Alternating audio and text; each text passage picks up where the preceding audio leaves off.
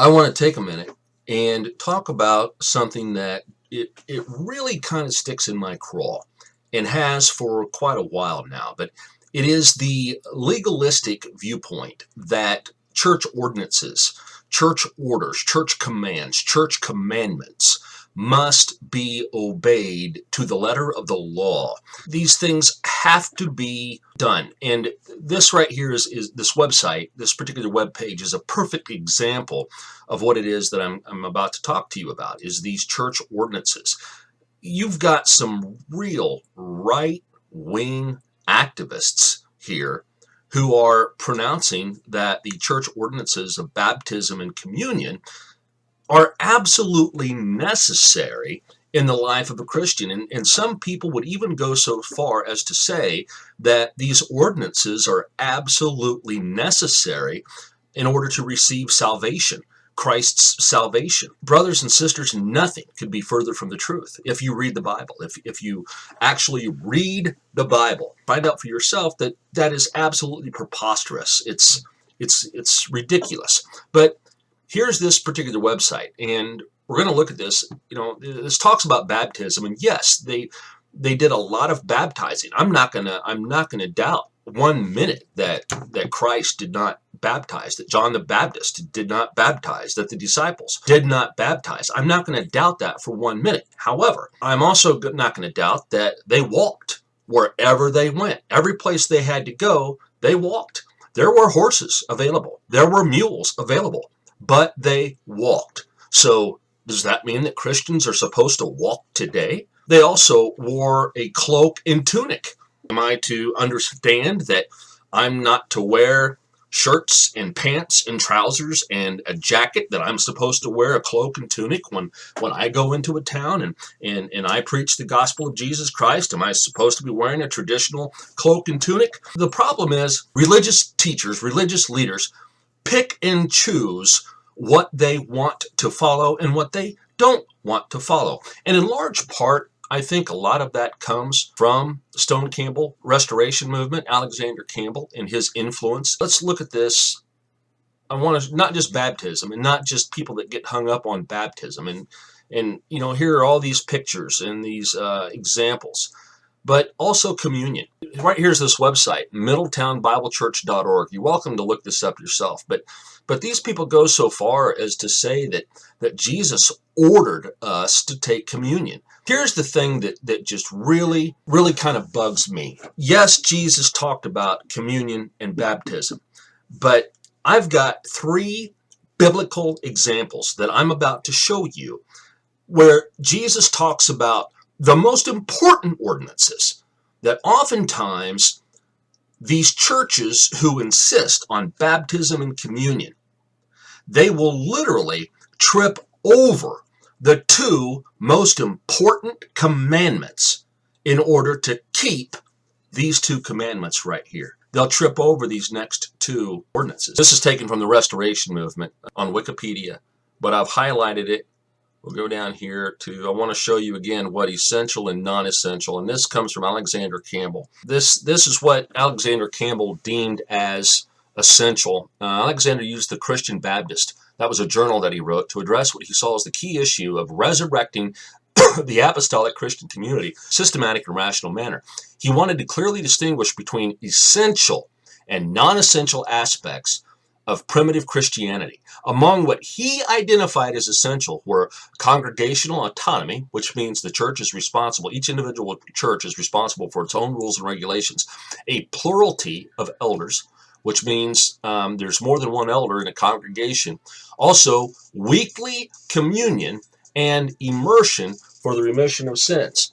Alexander Campbell believed these practices to be absolutely essential in the life of a Christian. Among practices he rejected as non-essential were the Holy Kiss, deaconesses, communal living, foot washing, and charismatic exercises. Again, this is taken from wikipedia.org, Restoration Movement. When you get down here to this picture of Alexander Campbell, you get down here about this picture, you can find this information right here. What Alexander Campbell believed to be essential and non-essential.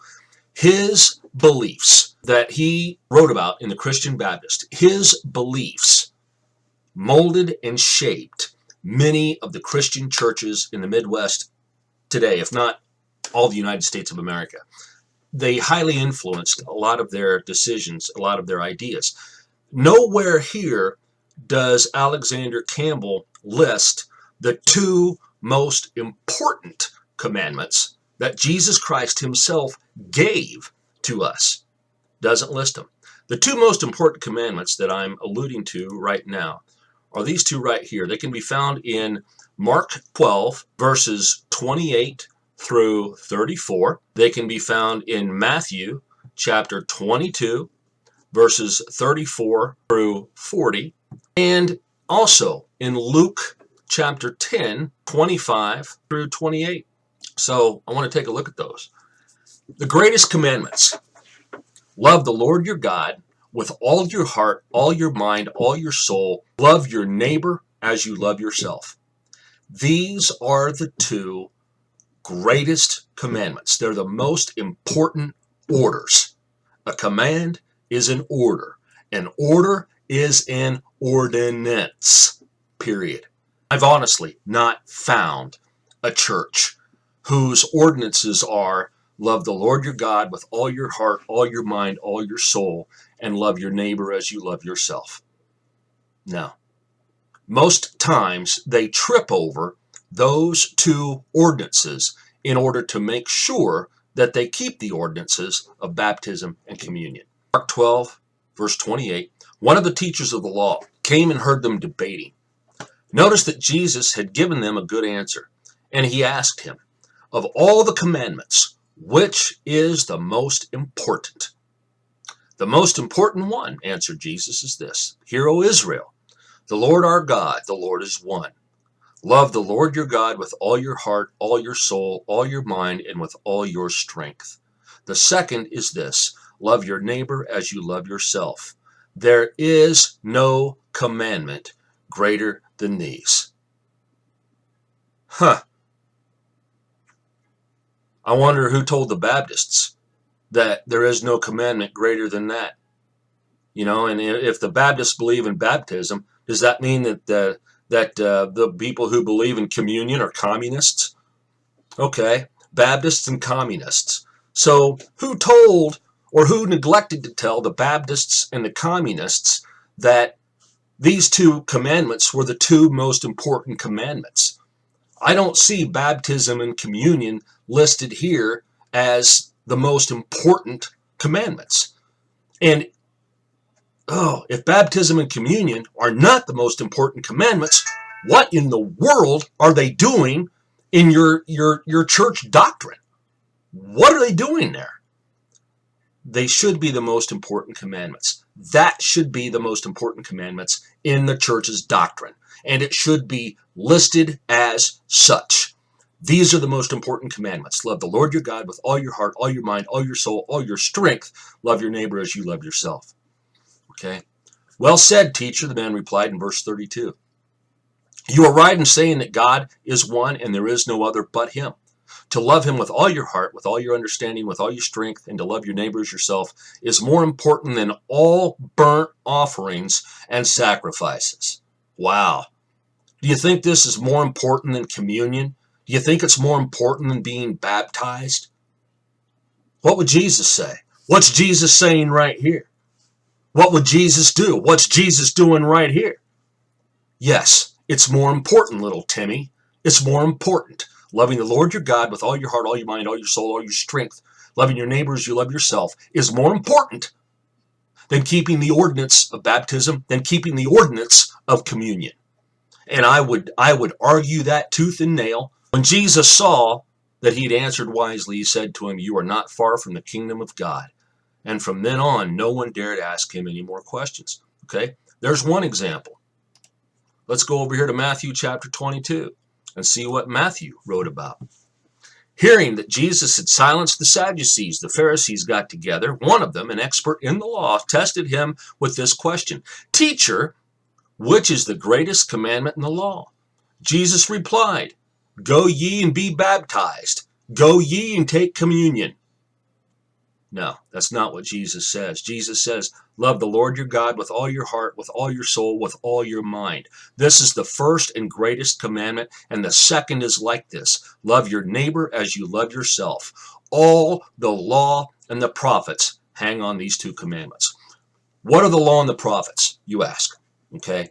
The law and the prophets is the Old Testament. That's another name for the Old Testament of the Bible. What white Anglo-Saxon Protestant Christians deem as the Old Testament, it's what the Jews see as their Bible, is the Old Testament.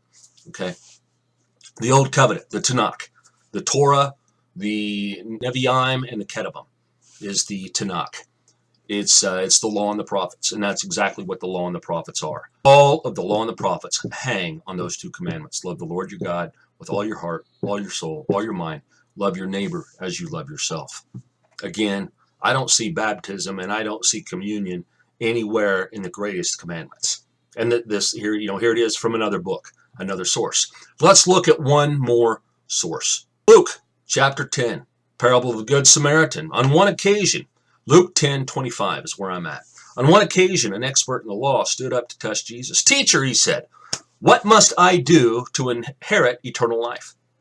Jesus says, well, what is written in the law? He replied. How do you read it? An expert in the law said, love the Lord your God with all your heart, with all your soul, with all your strength, and with all your mind, and love your neighbor as you love yourself.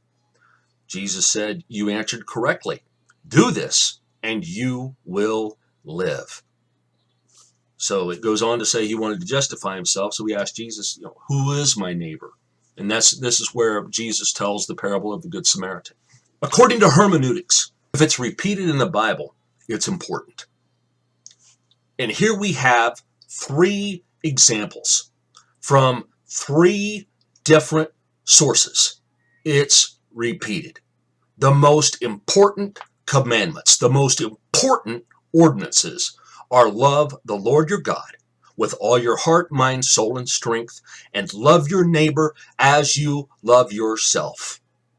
It's not communion. It's not baptism. Those things are important. I agree. They are important in the life of a Christian. But more important and most important of all is to love the Lord your God with all your heart, all your mind, all your soul, all your strength, and love your neighbor as you love yourself. Plain, pure, and simple. And that's what I have to say about the 2 most important ordinances.